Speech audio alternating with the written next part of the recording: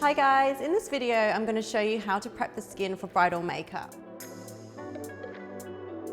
So the first thing I'm going to do is cleanse over the skin. So I'm just going to use the Bioderma and just wipe over. My beautiful model here is Stephanie, and we're just going to cleanse over the skin. Now you want to make sure that you always cleanse the skin before you start your makeup. Even if the bride says to you, I've already cleansed my skin and I've moisturized, you don't know what moisturizer she's used, and sometimes they've got little bits of fake tan that they have from the night before on their skin. So you just want to make sure that you know exactly what is going on the skin before you start. So that just removes any excess oil or any traces of makeup from the night before. I'm then going to go in with an exfoliator. So these little handy sachets are the Dermalogica Daily Resurfacers. And these are little exfoliators that just help to lift off any dead or dry skin. And they just pop on your finger, and they have the correct amount of product on for a single application. So just wipe over the face, pay particular attention around the nose and around the chin and any areas that look a little bit dehydrated and dry. And just need to be careful with anyone that's super sensitive with these. They do have fruit enzymes in it and fruit AHAs, so they can be a little bit sensitive on anyone that's having acne treatment. So in that case, I would then go to a gentler brand like Go-To exfoliators instead. Okay, so that's the skin exfoliated. Okay, so we're going to apply these jelly masks underneath the eye. So this just really rehydrate the under eye area, especially if the skin underneath the eyes is super dry. Any concealer is just going to cling to that area. I'm then going to go in with a face mask as well. So this is the Antipodes Manuka Honey Mask. I'm just going to apply a nice light layer over the skin. And you really only need to allow an extra 10 minutes in the morning to do this for your bride. And I'm just going to go over the neck as well, just to make sure that that area is super hydrated. And then one of my favorite products for lips is the Elizabeth Arden 8-Hour Cream. I've used this product for years and years. It's one of my favorite products to use for lips. And it just really helps to heal the lips, any chapped lips or any dry skin. You can also use it around the nose if there's any areas of dry skin around the nose.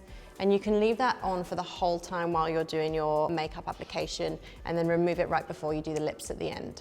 So we're just going to leave that mask on now for about 10 minutes, and we'll come back in a second. So I've removed the mask, and now I'm just going to go in with the Bioderma once again, just to make sure that there's no trace of mask left on the skin.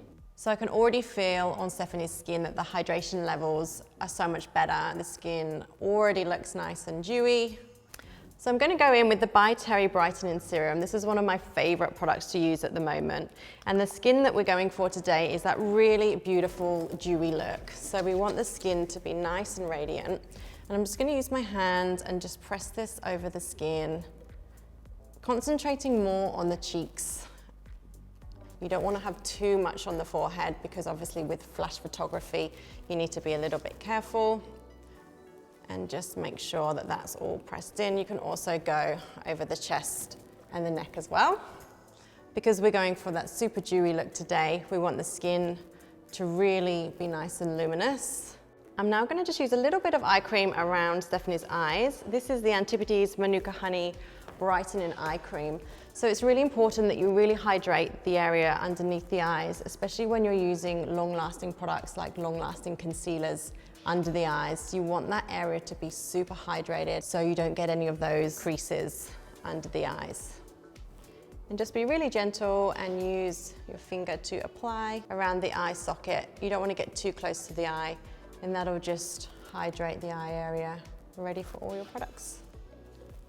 Okay, so now we're going in with the Becca Backlit Primer. This one doesn't have too much glitter or shimmer in it. It's more just that beautiful glow, because you do need to be careful when using anything that's too iridescent with bridal makeup. With the flash photography, you don't want it to be too bright on the forehead. So I'm just using it around the outside of Stephanie's face.